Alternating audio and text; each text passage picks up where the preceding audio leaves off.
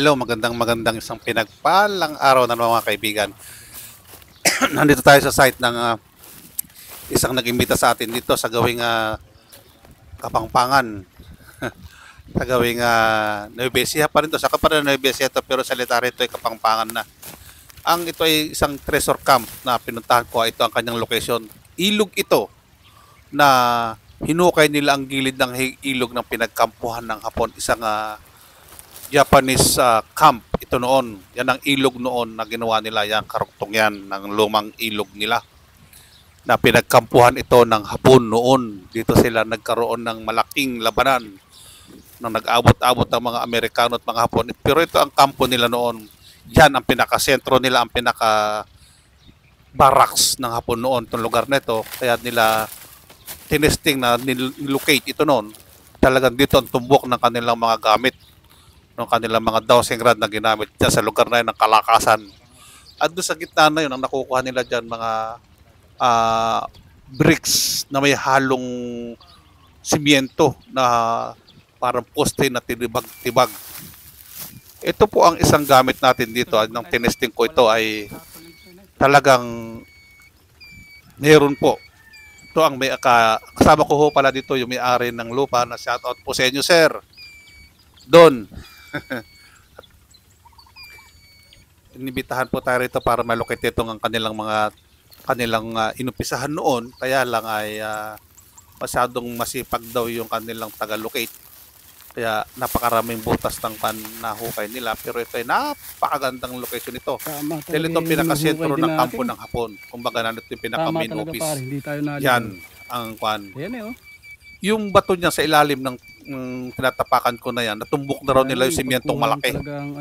Ang kagandahan kasi dito mga kaibigan, sa lupain nila na ito ay nung kanilang inuhukay yan, meron silang nakuhang tunnel na napakalawak na kasara pumasok ang isang jeep sa loob.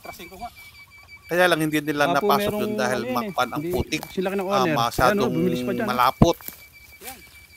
Kaya hindi rin nila napasukan yung tunnel na sinasabi nila na kaya pumasok ang jeep sa laki. Dahil pag tumayo ka sa tapat na hindi mo maabot yung atip na hindi rin nila abutin siguro mga 2 di pa daw ang lapad na napakataas, napakalaki daw. Tama yung direction. Ayan, mapatagilid man pong gamit pa natin, tumitira po yan, mapatayo o mapatagilid ay umiikot po talaga itong ating gamit na ito. Kaya sinasabi kong ito ay 100% na nandito sa lugar pa ito yung karugtong ng simyentong malaki na natumbok ng bato ng bako nila na hindi naman po naiyahon dahil sobrang laki. Kaya pinapalunahan po namin kung paano ang gagawin dito. Natitibagin natin ito, iaahon doon, ibababa natin ito para mahila siya ng bako o mahila ng bulldozer paahon. Iaangat ng bako, ihilahin ng bulldozer para maiyahon. Dahil kung magdadala pa tayo ng crane dito para iahon, baka hindi na pumadali na isang crane na 20 tonner, hindi na siguro 10 tonner yung kailangan dito, kundi 2 malalaking crane po talaga para maiyahon yung malaki na yun. Yung simyentong malaki na yun. Kaya dapat hindi naman kami nakarating sa Lakay Eddie ay medyo galing-galingan mo ng konti para hindi tayo mapahiya dyan. Meron dito, meron doon, hukayin to, meron. Sabi nila kay Edith, near daw yan ng diamond, pero mahina ang ikot sa diamond. Ayan lang. Sa mababaw. Sa diamond, pero kapag kinuha niya kung gaano pa kalalim, ay titirada ng husto. Dahil yan po ay nasa 7 metro pa yata ang lalim niyan. Talaga pong unat ang kwan. Ayan po. Unat daw ang braso ng bakho. 7 meters po. Na tumuktok doon sa ibabaw noong kwan. Dahil nung nakita naman po ng mga tao yan na talagang simyentong malaki yun nandun sa ilalim. Kaya napakaganda raw po ng kanila. Ngayon, ang pinagtataka po nila ngayon na medyo kaming babasagin sa lugar na isang napakalaking boulders na taiyahon nila dyan. 7 meters. Na bricks po yun na hindi po puti ka pinagdikit-dikit. Simyento po nakadikit sa bricks na yun. Na yung 20 feet niya. At napakaganda po nung bakal na nakakapit doon na parang bitbitan talaga niya. Kaya po nasasalat yung bato. Hindi na po masabing yun yung bitbit. Hindi na po sinabing yun tornilyo na poste o ano. Ay malabo po. Tama po kasi yung mga bakal na ginamit. Walang-wala po sa mga bakal na nakikita. Tornilyo na ito na napakatigas. At sabihin ko po sa inyo, wala pong kalawang. Ako nakita ro sa tornilyo at saka yung parang Kaya lang po, ang spacer kailangan na po ginamit namin na, dito, na bakal, ano, wala pong kalawang. Para vacuum. siyang pundido Ay, yung na pan, napakaganda. Opo, kasi po, ang Medyo umitim lang po kalaban ng konti namin dito, pero hindi yung po tubig, kalawang yung yun. pong Kaya labak, po, diamond po yan. kulay Hugis ng itim. Hindi po namin makita yung kanong ilalim. kahoy na yon. Labok po eh. Tinatabihan ko na yan. talagang gano'n po yun. Kasi Yan yun, po di ay ba, matandang yun yung kahoy na rin kinakawagan dyan namin, daw. yung putik na yun eh. Pero hindi ko sigurado yun kung inaanod lang yung lugar na yon, yung kinalulugyan ng pan na yan. Ngayon, dito po sa pangalawang butas nila, lumipat, pero karugtong po yan. Ito po yung isa na dahil nilukit din daw po ito dahil hanggang kung nag-ooperate yung bako ay umiikot dito yung dalang downsing rod noon. Ang gamit lang daw nung unang tagalukit nila to ay downsing rod lang. Kaya nung nakilala po tayo ng may-ari ng lupa na ito at saka yung leader po nila sa barangay na ito, yung kanilang Kapitan del Barrio, ay kinontak po tayo at humingi po ng tulong sa atin na dapat nating tulungan. Ayan, dun po ang turo sa butas ng ating yan. 3 beses po na dun huminto na dun tumuro. Napakalakas po ng higop sa ganang lugar na yan. At yan din daw po ay nakatok na. Inalsanan ng bako yung kaya lang po sobrang bigat at laki, hindi po nakaya nung kanilang bako gamit. Ayan, 2 na doon pa rin daw na tinuturo, sabi nila kay Eddie. Sila kay Eddie talaga, mga oras po niya na kainitan po yan. Tingnan po ang kanyang anino ay talagang makapakatsaga. Talagang gustong-gustong tumulong sa ating mga kapwa niyan, sila kay Eddie talaga. Kaya ako man po ay nagagalak at siya ay ating nakasama sa sandaling ito.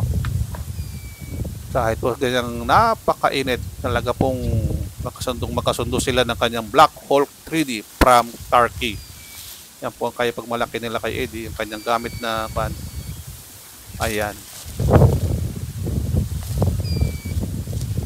Ayan. Napakagaling. Yan po ang klase ng kanyang Black Hole 3D ay talagang iikot muna. Iikutin mo ng isang location yan bago po tumbukin yung talagang kinilalagyan ng item. Kapag po ang gamit nyo ay hindi ganyan ang ginagawa, kapag ang gamit nyo halimbawa ay tumbok agad ang item, hindi po yun na accurate.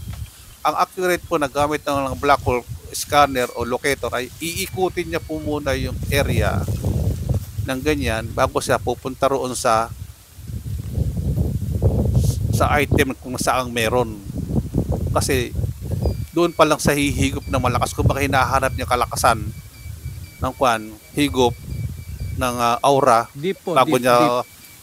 tanggapin yung isa na napakalakas. Kung saan ang malakas na lugar, doon po sa iikot talaga ng gusto.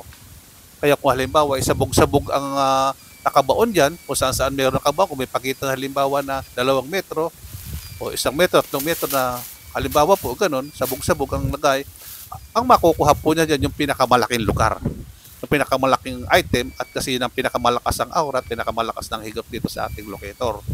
Locator scanner po yan, Black Hole 3D ang gamit po natin dito, at dala din po natin dito yung ating Japanese WAD. Pinagkukombinasyon po yung 3 na yan, saka yung ating pendulum. Ginamitan ko rin po ng pendulum, iisa ang tinumbok po niyan. Yan po ay kinamitan ko ng 15 meters ayaw. Kanya lang pong ikot sa 15 meters, ibig sabihin po niyan ay lampas tayo. Dahil medyo mahinang ikot, yan po ay ginawat ko yan sa 9 na metro po yan. Ayan, medyo ganado siya ng konti, umikot. Ayan. Ang ibig sabihin po niya, kung nasa kinakatayan ko hanggang doon sa baba ay 9 meters. Ayan po, tagilid na po yan. Oh. Nakatagilid siya pero bumibira pag hindi po pwedeng at pasisira po ang ating gamit pagka pinabayaan natin maglaro ng gano'n, mapatagilid na pa tayo, iikot. Ibig sabihin po nun, napakalakas po ng aura Bali, sa lugar na yon dahil ko eh. at napakaganda po ng nangyari. At kaya nga po ito ay 9 ating times 9. inulit ko pa ulit ito ng ating 40 Japanese plus. WAD kung makikita po natin dito dahil ako'y tuwan-tuwa sa napakalakas kung papaano at ito'y pinuntahan ko rin po yung sa kabila ng butas dahil sabi nila meron daw detention din sa kabila ng butas na yun. Ang hindi ko lang po matandaan 27 kung yun Oo. Mababaw lang.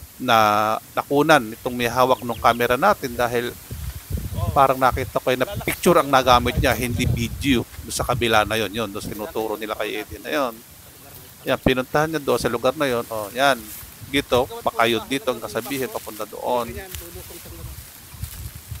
Napakagaling mo talaga. Lakay Eddie, parang isang engineer na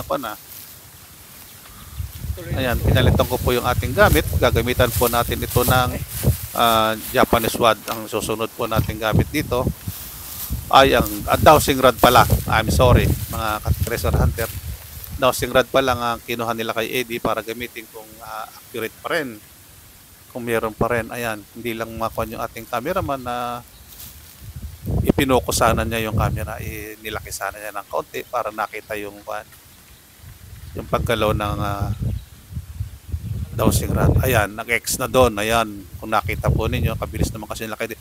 Yan, yung tinalikuran niya, tumalikod din yung pabalik ang turo, hindi sa harapan.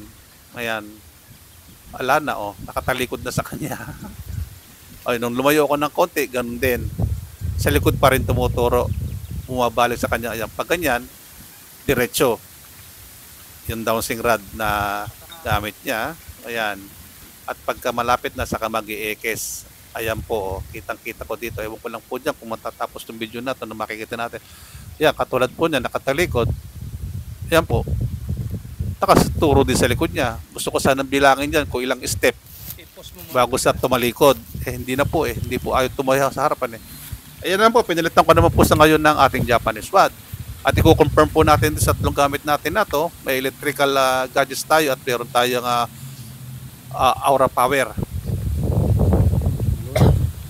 na ginagamit. Ayan, dun din ang turo. Kahit saan ako humarap ay yan naman din ang turo pababa. Pasensya na po kung medyo mahirap aninagin dahil itong ating cameraman po hindi niya na-focus yung ating camera. Kasi po ito may pagkalahi mistiso yata ito. Ayaw maarawan. Pasensya na po, Kapitan. Nababati lang po kita't na ako nabibiro. Ayan po si Lakay Eddie at ginagamit po niya tamang paglulocate. Ganyan po ang tamang paglulocate mga ka-treasure hunter. Yung ginagawa nila kay Eddie. Hindi lang po isang gadgets lang gagamitin. At hindi rin puro tayo daldal at tutuan po natin sa tatlong gamit o 4 na gamit. Mas maraming gamit na ginagamit natin sa treasure hunter ay mas maganda po para ma-confirm natin mabuti kung tayo ba ay nagkamali o natumbok natin o nalihis tayo. Kaya 1, 2, 3 na gamit natin ang ating pinagkakombinasyon upang hindi tayo mapahiya at talaga madali po natin ang talagang kinaroroonan ng ating mga hinahanap. At sana at sa ating mga ganitong paghahanap mga kaibigan ay sasabayan natin ito ng paniniwala. Paniniwala natin sa Diyos Amang makapangyarihan sa lahat. Kasi lang ang tanging makapagbibigay sa atin ito. Kaya sasabayan po natin ng dalangin sa araw-araw. 17 po siguro. Upang ating magawa, ating makamit ang ating hinahanap. Sa ating lahat, na ating mga kaibigan at mga ka-treasure hunter natin yan. Pag kalilimutan ang manalangin sa Panginoon na walay tayo man ay nagbuhukay ng malalim o ano man ang ginagawa natin ay sana'y walang masaktan sa atin o madisgrasya. Sapagkat ang lahat ng pag-iingat ay nasa atin at lahat naman ng kaswertihan at kasaganahan ay manggagaling sa ating Ama na nasa langit. Katulad po nitong ginagawa nila kay Eddie na ito na saksakan ng init ay nagsisikap na mahanap talaga kasi hindi po isang lugar ang kinaroroonan nito. Ito po yung dulo ng butas na may natumbok din daw yung kanilang unang nag-record. Kaya tayo itititsigin din natin kung tayo hindi nagkamali dyan sa lugar na yan. At saka dito sa pupunduhan ng bako na ito. Yan. Diyan sa gilid na yan, diyan naman tira si Lakay Eddie ng kanyang Japanese rod. Yung kanyang Japanese rod na ginagamit niya mga kaibigan, kung mapapansin ninyo pag yan may sa ibang vlog natin, ibang klase pong Japanese rod yan. Hindi yan yung katulad ng iba na yari lang na kung saan ay kamukha lang ng Japanese rod yan. Pero di ko na po sasabihin kung anong sekreto yan kung bakit na ay iba. Yan po ay gawa ng isang kaibigan natin na si Kanji Ken, na ating kaibigan na siyang mahusay na gumagawa. Siya po ay siyang engineer electronic sa Saudi pa nung araw. Kaya lahat po ng mga ganyan ay kayang-kaya po niya kombinasyon kung bakit gumagana, nagkakaroon ng aura meter kung tawagin at Japanese rod. Ayan. Natumbok na nila kay Eddie, alam niya na kung nasaan na at kung paano ng diskarte ang gagawin sa paghuhukay at posisyon ng bako. Ayan, tinuturo po niya dyan kung sa may-ari ng lupa at saka doon sa may nagkakabit ng nagkakabit ng Oh, yan ang vlog ng nito, gamit Pao. nila. Ang diskarte kung papaano. Maraming salamat sa Ang inyo. mga kanilang kalpao. kapitan, ang Del Barrio ay napaganda. Okay. Maraming salamat po sa inyo lahat. Naway patnubayan tayo ng poong may kapal. Salamat po.